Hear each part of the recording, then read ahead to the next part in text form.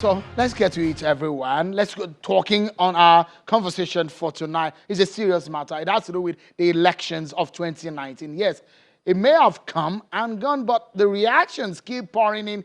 Yesterday, it was CDD, a civil society organization, that made a report. It wasn't a very good one for our electoral process. Today, Yaga, another civil society organization interested in election observation, has released its own report. The group released its post-election report, and this is what they found out. Take a listen to this short soundbite.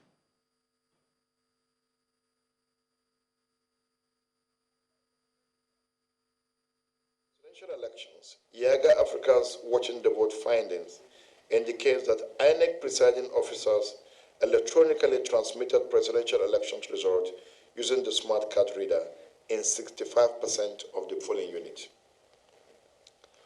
Coalition officers exercise excessive discretionary powers in cancelling results and declared winners, where the total number of registered voters in cancelled polling unit will affect the margin of lead between candidates in flagrant violation of Section 26 and 53 of the 2010 Electoral Act. That's just a portion of what happened. Tonight, we'll be looking at it. It does not favor politicians. It does not favor INEC. Two major political parties are badly hit by some of the reactions coming from this report. Politicians, according to a report from yesterday and today, did badly. That's according to the civil society organization from what they found. Let's get talking about that. We have one of the executives at Yaga, Cynthia Mbamalu, joins us on the program tonight. Thank you so much, Cynthia, for coming on. Thank you. And an APC chieftain, Mr. Cletus Obun, a former lawmaker, also is on the program. Thank you so much for coming. Thank you. From our Lagos studio is Mr. Akin Oshuntokun. He's a former chieftain of the PDP and also a spokesperson of the PDP Presidential Campaign Council and a former presidential advisor. Thank you so much, Mr. Oshuntokun, for coming on the program tonight. Before we get started, let's hear briefly from Cynthia. Cynthia, if you would say there was a major issue with the election, that's some of the findings that your group found out for this election. What were, in brief, what were those things that gave you concern about 2019 elections?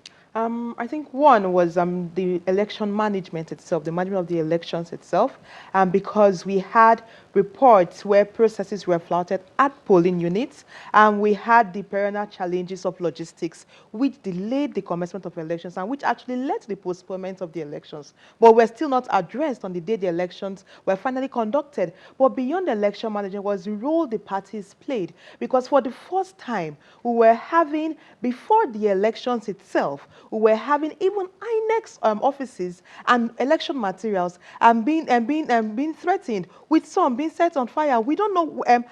This is the first time we're having such incidents. But then on elections day, we saw reports of thugs who go to polling units, burning election materials. We had cases where processes were disrupted, and we also had this interference in the electoral process by both state and non-state actors. So if you look at that role the parties played, especially when different parties benefited from the violence, so that whichever way you want to look at that, then you also look at before the elections, the primaries itself. So for instance, we had 809 cases from just party primaries alone. Now you could imagine that before the conduct of elections, we already had this number of cases in court. INEC was a party to some of these suits. Now, how would the Electoral Commission focus on its main mandates of administering elections and yet going to court? And you can even see in the post-elections phase, if you want to see the number of certificates of return that were withdrew, the Electoral Commission has withdrawn, you would also see that there is a problem with our processes. And it begins with one, the roles the party play, and then also the intention by the Electoral Commission to invest more in elections. There's some areas that are very critical, and I'd like you to respond to it. Your group observed that INEC transmitted results electronically. That's what you found out. Yes, yes. Where did they transmit it to? Okay, so now that question, where they transmitted it to, is what I can't respond to. However, at the polling unit, one of the things we trained our observers to do was based on our observation in Ekiti and Osun. And when we had seen that the Electoral Commission piloted the e-collation and transmission, we had seen that it was piloted and it worked reasonably well. So we included that question to track if it would be a process in the elections. And our observers had reported that in 65% of our sampled polling units, they had confirmed from the presiding officer if these results were transmitted using the smart card reader. However, that was what our question was, simply did the presiding officer transmit? So not necessarily, so we can't say where it was transmitted. So you can't say whether there was a server or not. So we can't respond to that. And we can't say if it was successful. But again, one of the things that Yaga did was watching the vote. That's the PVT, the process of finding out in real time whether you compare your own pilot of the result collation with what INEC had. What is the percentage, briefly? Yeah, so we had said that the INEC's result actually fell within our estimates, the official results released. However, we have said that while that may have fallen within our estimate, it's not a vindication of the process because we still observed challenges with the process. All right. Let me pause you for a moment. Let's allow politicians to talk because they were directly involved. They were on the field. Mr. Cletus Orban, this election has been adjudged as one that mad with issues of collation, issues of mismanagement in terms of communication and all of that. What would be your reaction to some of these reports that have come out, especially the one of today?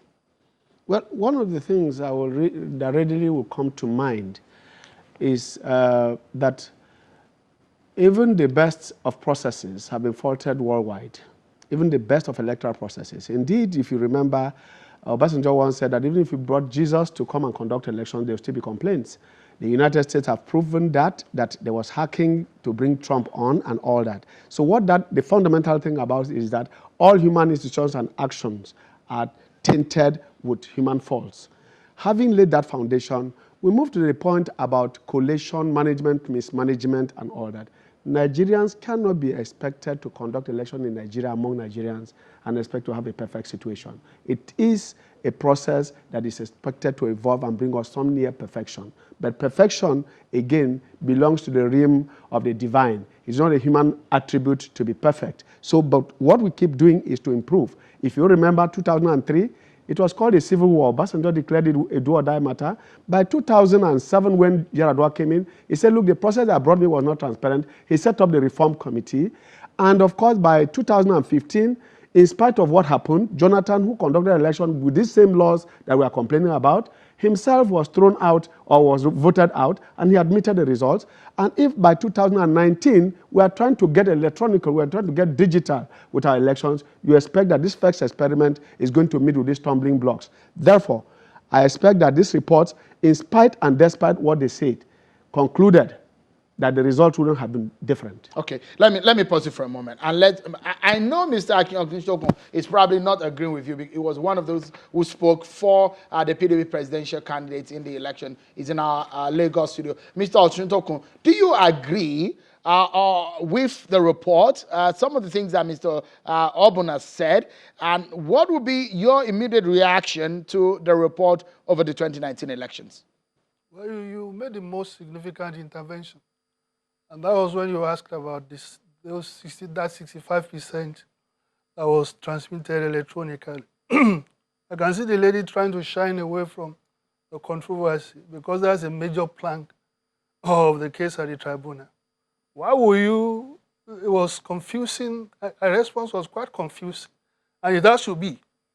Because what it means is that they bore witness to the fact that INEC, contrary to what it has claimed, indeed transmitted elections electronically, and you do that with server.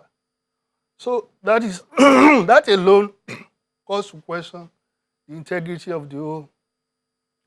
Now you see, there are some things that you see as counterintuitive. I was surprised when you said that the result declared by INEC was consistent with their own estimate. Look, in the Borno state that we have today, what would logically be your own estimate of voter turnout? Does it make sense to believe that voter turnout in Borno State is far higher than voter turnout in Oyo or any other states that were peaceful? So Nigerians, and of course you saw the run-up to the election, in which the governor of the Kaduna State was threatening international observers that they will go back in body bags when they dare express concern with what was going on. And the president went ahead and said that he had directed the Let me security. pause you for a moment. Apologies. We'll come back to discussing some of the major issues that you're touching on and the report of today and the way forward for the Nigerian electoral process. Stay with us, everyone. There's more about this report when we come back from this break, everyone. Join us again. Thank you so much, everyone, for staying with us on Politics Today on Channels Television. So from 1998, when we had an election that culminated into a government that started in 1999, up until 2003, 2007, 2011, and 2015, a lot of people said our electoral process had developed. So some reports came out. One yesterday, we've had one from the election situation room, we had one from the European Union Election Observer Group, and today is from Yaga. They actually piloted a system where they can monitor the collation of results and know whether the result in real time is in comparison to the original result by the electoral body, how it fits into the scheme of things. So they came out today with a report, faulted a few flaws in the electoral process. And so we're talking about that and the way forward for our electoral process. Tonight on the program, Cynthia Mbamalu is one of the executives at Yaga Africa, and also Mr. Cletus Auburn is an APC chieftain, a former lawmaker. In our Lagos studio is Mr. Akin Oshuntokun, a former presidential aide and a former spokesperson of the PDP Presidential Campaign Organization. Thank you so much, gentlemen and lady, for talking to us on the program. Let me come back to you briefly, Mr. Oshuntokun. Let me allow you to land on the thought and your reaction to some of this report. Briefly react so that I allow our Abuja studio also to react to some of the things you've said. I was saying that how the system was flawed all through. Prior to the election itself, on the day of the election and after. You recall the president saying that people should be shot at sight. People were talking about violence and things like that. The international community, the violence perpetrated by APC, was of such a dimension that it was the state instrument of coercion, the army, the police that were used, and it was pointed out in the report of the international community. And you recall the army had to respond to it. So violence in election is according to the opportunity that you have to do it.